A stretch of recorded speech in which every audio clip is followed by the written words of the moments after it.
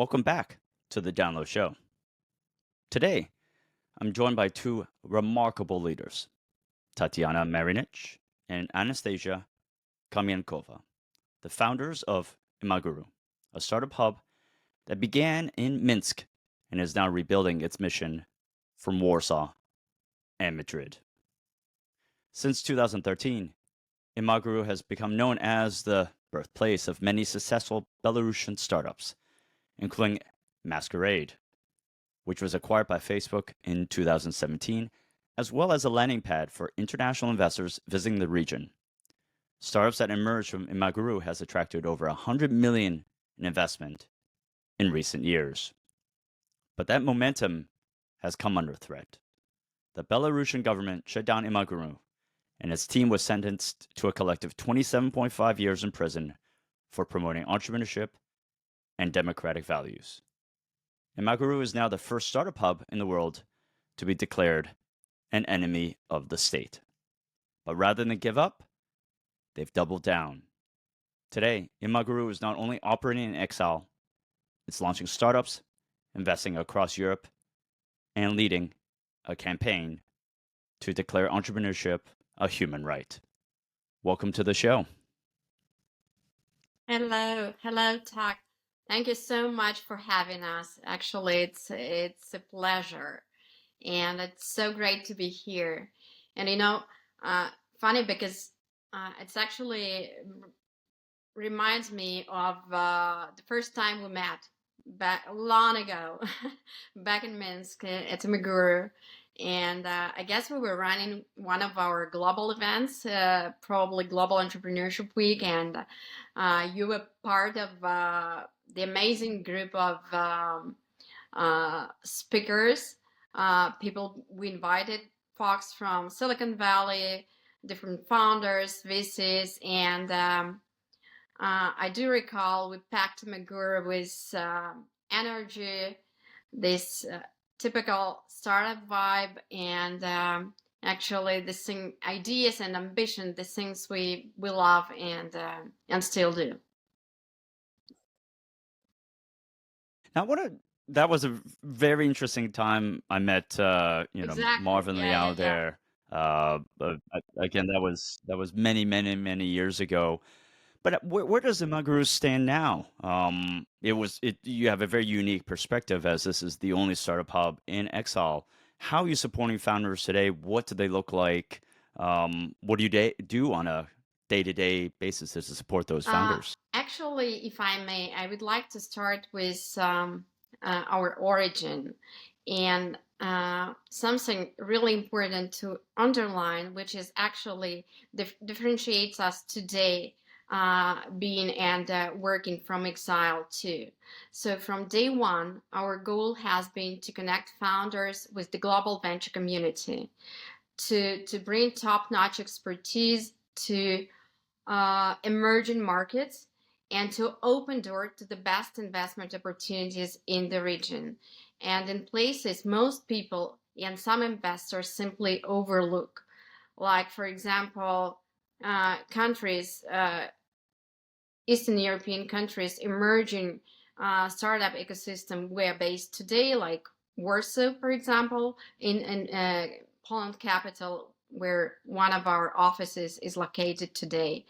And I'm myself based in Madrid, Spain, also a fantastic investment opportunity and a huge market, really quickly developing. So our mission today, well, whether we are in Warsaw, Madrid, elsewhere in Europe or in the US, we are a company with a purpose, and the purpose is actually unlocking human potential through entrepreneurship.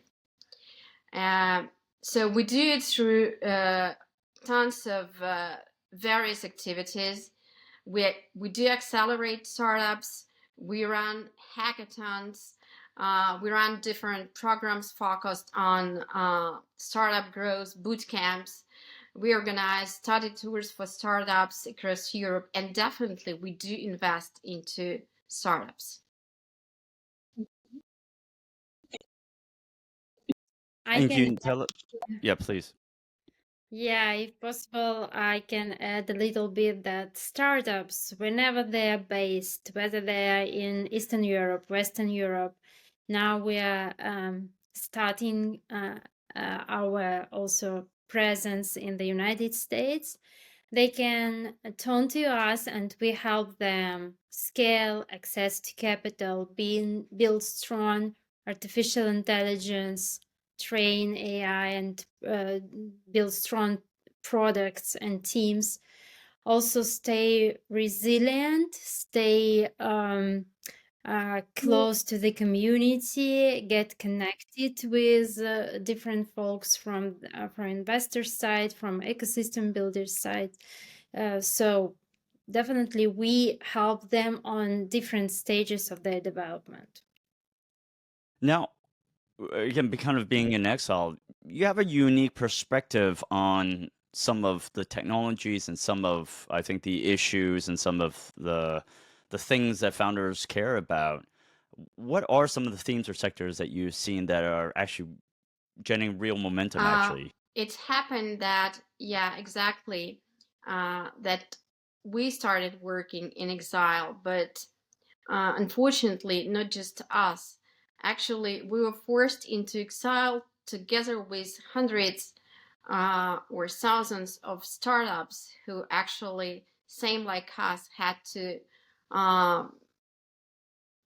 make these tough decisions and relocate from Belarus. Some of them relocated first to Ukraine and then, as we call, have become double relocants because of the situation in the region and the war started in Ukraine. So definitely that's one of the probably toughest issues all of our startups are coming through. And the thing that we are the first startup hub in exile, but also among our community members are the first Belarus unicorn in exile, PandaDog. So imagine a company which had to relocate from Belarus has become a unicorn, and today they're based in the US in San Francisco. So they are building a fantastic company. It's a global SaaS helping streamline sales processes through complete agreement management solution. So again, despite of all these challenges, being forced into exile, um, well, going through the war in the region, all these companies are showing a fantastic resilience probably because of the thing number one is the human capital and great founders behind those startups. In some ways, I think you've become a distributor. You were into distributed startups even before that became a popular term. Um, Now, do you think kind of Panadoc is obviously a SaaS type of platform. Do you think defense tech or dual use technologies is that something that you're starting to see in your community as well? Look, well, unfortunately, after the war in Ukraine, all the kind of processes around defense tech started uh, really taking the momentum out, I would say. And we see a lot of new players coming to the, let's say, startups scene, unusual players. I would mention here, for example, NATO. Imagine NATO fund, venture capital fund, investing in defense tech in Europe. And that's a 1 billion venture capital fund. So something like that, thinking of something like that, I don't know, even 5-10 years back would be absolutely impossible. And one of the probably typical thing for Europe, and that's quite different from the US venture capital ecosystem. Here in Europe, the European Union itself invested into a lot of startups, into a lot of emerging funds. So public money is available, and definitely given the situation in Ukraine, a lot of the public money is going into defense tech, drones production, surveillance system, so stuff like that. Yeah. And also, the defense tech kind of triggers other industries like life science, health tech, mental health tech. In our community, there are a lot of health tech startups from Ukraine with Ukrainian founders, also together with Belarusian founders. And the privilege and also the good point of that is that founders from Eastern Europe, especially on the represented founders, like those who left the ecosystems or lost the ecosystems, like Belarus, Ukraine, they're good tech founders. So basically, for them, it's rather, a good point to build deep tech products which are really demanded by whether it's defense tech industry, whether it's life science, whether it's health tech, etc. So it's a great opportunity for investors. But still, in our region, we see that there is a lack of investments, especially for those founders and especially for scale ups, for going on a later stage of investments of development. So that's kind of a call for for investors right now.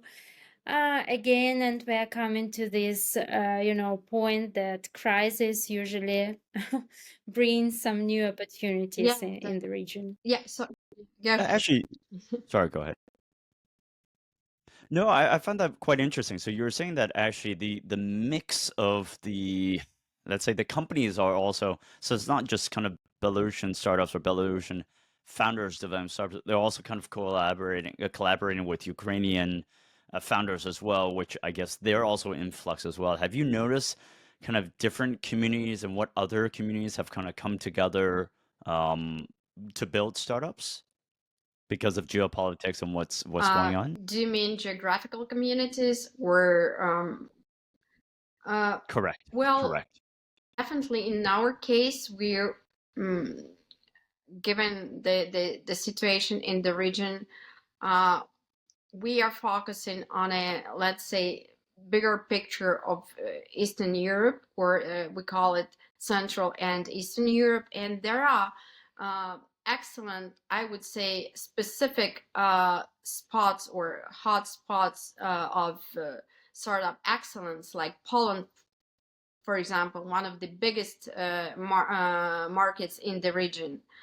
And a lot of Ukrainian companies relocated to Poland, by the way. So, for example, when when the war started, sorry to say it again, Imaguru announced all of its services free for Ukrainian startups, and definitely we started looking at potential investment among Ukrainian startups, among those startups in particular who relocated to Poland, and that's how one day we met with a Ukrainian team called Zili at well, it was at Google campus, right, in Warsaw, Nesta. Yeah, and actually that's a mobile first AI platform. We'll be speaking about AI today, but yeah, they're helping small businesses grow online, so streamlining their sales services. It's again Ukrainian startups, and it was among top runners at Slush, one of Slush. It's Helsinki top global conference about startups, technology, emerging tech, etc. And today is Lily, and we are proud to be one of the Zilly's investors. It's the fastest growing startup in Europe. Imagine. Hmm. That's Yeah. amazing. Go Mhm. ahead, Tatiana. Yeah, I wanted also to add some points about the the specifics which unite actually different geographical communities. So, and we understand that when they come together, they create great companies because they bring on the table different expertise, different, perspectives. And out of this understanding, Imaguru is organizing hackathons. And hackathon is a great platform to unite such founders who are located like in different cities. We have our presence in Warsaw and Madrid, and we can unite Western European founders and Eastern European founders. Some of them can join us online, and out of this collaboration, great teams are born. Actually, I remember the old saying in Scandinavia, you have Danish founders are great for something, Swedish founders are great for something, Estonian founders are great for something, and Finnish founders are great for something. So it sounds like you have in the CE there's that type of dynamic. Let's switch over to a little bit about AI, right? So I think there's that upcoming hackathon that you have coming up, but also how are some of the founders and how that you support, and also in the CE region, how are they utilizing AI? What are they doing specifically with the technology, and what are some of the startups that they're creating? Yeah, go ahead, Nasta. I can start with some of the startups from our community which we value most, so and which we invest in and help them grow. Like today, together with Zidli, Tani mentioned that we also have a number of AI agents which are built not on open AI, but which are trained by great sets of data. Like the most promising is our Techstar alumni, rfpx.com. These startups, they're building platform to simplify workflow for businesses. This is B2B startup. They help them create request for payments, commercial proposals, procurement documents, with the specific trained artificial intelligence. We have a company called Skin Knife. They diagnose different skin diseases, and they have millions of photos of different moles, points on skins from different types of skins in different region, in different continents, let's say. And people can easily diagnose different, risks or diseases of their skin. And of course, they also help physicians to, improve their job. Also, we have a Film Stage, a very interesting startup based on their own database and artificial intelligence. So what they do, they cut professional screenwriting, whether it's for games or whether it's for films, and divide into very small tasks. When production teams do it, for months, still do it for months, whether it's Netflix or other huge production studios. Those team and their AI model does that for seconds, for actually just up to 1 minute. So those teams, what unites those teams and what unites AI products in Eastern Europe, so that they're not building something without IP based on open AI. They just start to train. They just start to go from machine learning to train their AI to create their database. Because they have capacity for that, because they are strong tech founders, as we mentioned before, and because they're really passionate about AI and products. That's what unite them. On the AI front, so it seems like actually it's quite diversified. So normally I was thinking about it was only defense tech, but it sounds like right you were saying it. There's life sciences, there's media, there's production, and do you think really it's just well, I didn't even know these founders would have kind of experience in production, that type of thing. So are is it that these founders already have experience in that industry and that's why they're developing these startups, or how else did they come up with these ideas? Actually, that's how in any other ecosystem. First, there is a demand from that, and there is a great demand from European Union. Second, there is an ecosystem. So basically, we are fortunate to work with ecosystem players from Poland and Lithuania. So basically, those countries they have vivid, let's say, they are international hubs right now. They are emerging ecosystems with many new players be on the stage and have this demand on innovation in life science, in defense tech, in health tech. So Poland and Lithuania, those countries which are on the border with, let's say, a crisis region, right? That's why they're definitely driving this demand on innovation. What is missing and what is our role is to contribute to education and to contribute to the feeling that technology is not just technology and business. We believe in something beyond technology. Education empower people, make just people to become entrepreneurs, to become resilient. Also, those countries and this region, like Central Eastern European Sea region, is full of immigrants and resilient, like displaced founders. Of course, all the founders are moving from place to place, finding, a most convenient ecosystem.